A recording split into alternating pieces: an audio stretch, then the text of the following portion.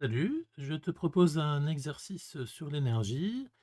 Aujourd'hui, un exercice sur les conversions et les transferts d'énergie. Donc ici, il s'agit d'un exercice sur une éolienne et qui s'appelle le rendement d'une éolienne. Alors, la première chose qu'on peut constater, c'est que si on regarde les questions A, B, C, D, en fait, le texte qu'il y a avant, qui concerne le rendement, n'est quasiment absolument pas utilisé.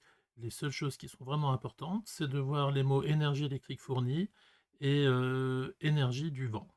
Le reste, on n'en a pas besoin. Néanmoins, je vais profiter de cet énoncé pour te parler un petit peu du rendement.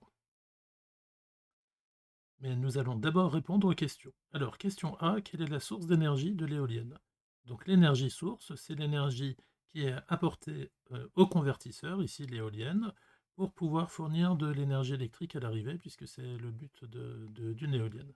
Donc pour l'alimenter, eh bien, tu sais qu'elle a besoin de vent, et donc plus précisément, le vent, c'est de l'air qui se déplace, et donc la forme d'énergie, c'est une forme d'énergie cinétique. C'est l'énergie cinétique liée au vent.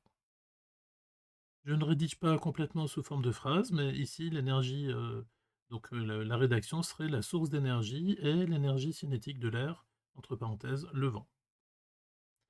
Question B, quelle forme d'énergie est transférée aux pales de l'éolienne? Je rappelle qu'un transfert, chaque mot est important, donc il faut connaître son cours. Un transfert veut dire que nous avons une forme d'énergie au départ et la même forme d'énergie à l'arrivée. Simplement, cette forme d'énergie est passée d'un système à un autre système.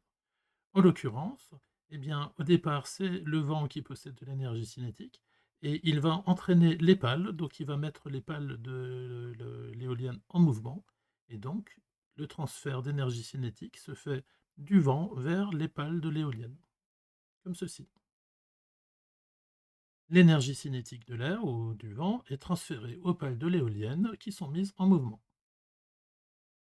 Petit c, quelle conversion d'énergie se réalise au niveau de l'alternateur?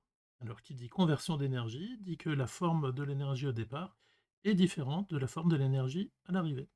En l'occurrence, les pales se mettent à tourner, elles sont reliées à un alternateur, et cet alternateur va donc être mis en mouvement lui aussi, et grâce à un phénomène qu'on appelle l'induction électromagnétique, qui n'est absolument pas étudié au collège, eh bien, quand on fait tourner un alternateur, il se met à produire du courant électrique. Donc l'énergie cinétique des pales est convertie en énergie électrique par l'alternateur et évidemment, il y a un peu de perte sous forme d'énergie thermique. Je rappelle que cette perte, c'est un abus de langage puisque l'énergie globalement se conserve, mais une partie de l'énergie cinétique sera transformée en énergie thermique qui ne sera pas récupérable. Et donc, on peut écrire l'énergie cinétique des pales est convertie en énergie électrique. Ça, c'est la part utile.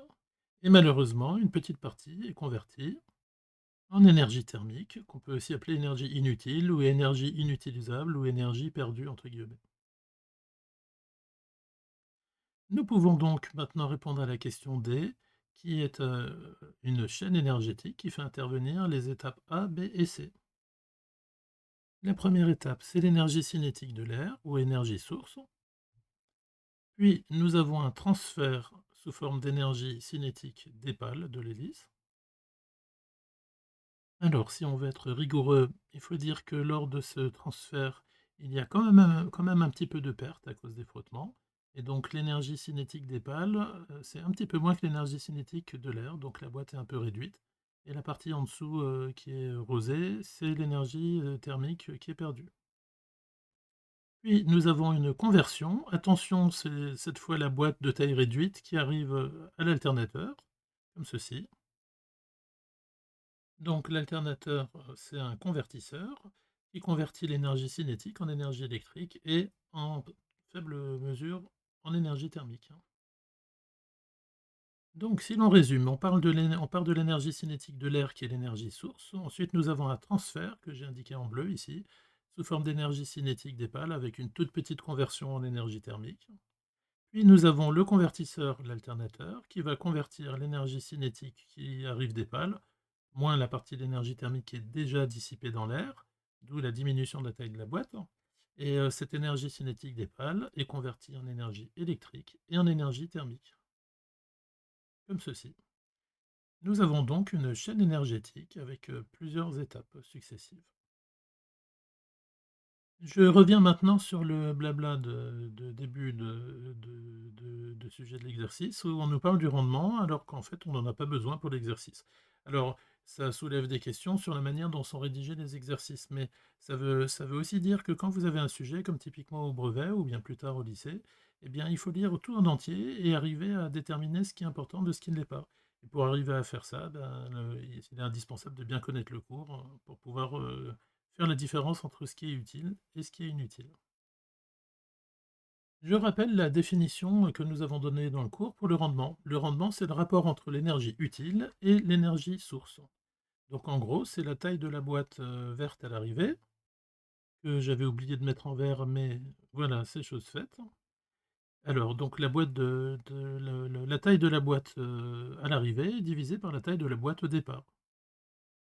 Voilà, je viens de mettre la boîte de l'énergie source en bleu. Donc vous voyez que forcément, la boîte verte est plus petite que la boîte bleue puisqu'il y a eu des pertes en cours de route. Donc quand vous divisez, un nombre par un nombre plus grand, ben, vous avez quelque chose qui est plus petit que 1. Et d'autre part, quand vous divisez un nombre positif par un autre nombre positif, vous avez quelque chose qui est plus grand que 0. Donc le rendement est compris entre 1 et 0, comme ceci. On peut l'exprimer sous forme de pourcentage. Donc quand on dit 20, ça veut dire 20 divisé par 100, c'est-à-dire 0,2 qui est bien compris entre 0 et 1. Et pour 30%, nous avons 0,3. Concrètement, ça voudrait dire que si on respectait les proportions, pour 20% de rendement, la boîte verte est 5 fois plus petite que la boîte bleue de départ. Donc vous voyez qu'il y a beaucoup, beaucoup de pertes sous forme d'effet d'énergie thermique qui est dissipée en cours de route. De manière générale, plus il y a d'étapes intermédiaires, plus il y a de pertes.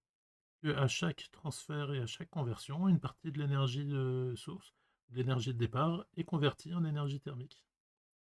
Et voilà, à bientôt.